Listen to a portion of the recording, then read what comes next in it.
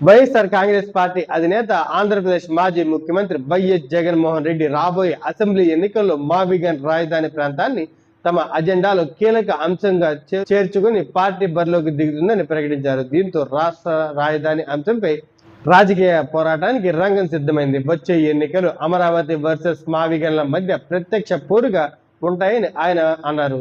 మేము మావిగన్ అజెండాలో ఎన్నికలకు వెళ్తాము. మావిగన్ మా నినాదం.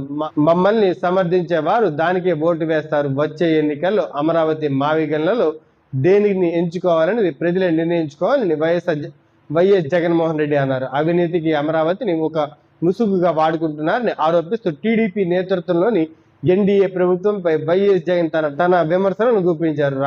రాజధాని అభివృద్ధి పేరుతో కాంట్రాక్టర్లకు భారీ మొత్తంలో ప్రజాధనాన్ని ఖర్చు చేస్తున్నారని, అంతేకాకుండా ప్రజాధనం మొత్తం వృధా చేస్తున్నారని ఆయన ఆరోపించారు. మేము ఇప్పటికీ మావిగన్ ప్రతిపాదనకి కట్టుబడి ఉన్నాము. రాబోయే ఎన్నికల్లో ఇదే మా ప్రధాన నినాదం అవుతుంది. అమరావతి పేరుతో జరుగుతున్న అవినీతికి మేము వ్యతిరేకం. మావిగన్ కు సహజ ప్రయోజనాలు సిద్ధంగా ఉన్న మౌలిక సదుపాయాలు ఉన్నాయి కాబట్టి అదే సరైన పరిష్కారమని ఆయన అన్నారు. ఆయన వ్యాఖ్యలపై ముఖ్యమంత్రి చంద్రబాబు నాయుడు తీవ్రంగా స్పందిస్తూ రాష్ట్ర రాజధాని విషయంలో జగన్ రెడ్డి పదే పదే తన వైఖరిని మార్చుకుంటున్నారని ఆరోపించారు. మనకు రాజధాని అవసరమా కాదా? ప్రతి ఒక్కరూ రాజధాని కోరుకుంటున్నారు. గొడ్డలి పార్టీ మాత్రమే వద్దంటోంది అని ఆయన బహిరంగ సభలో ప్రసంగిస్తూ జగన్ పై విమర్శలు చేశారు.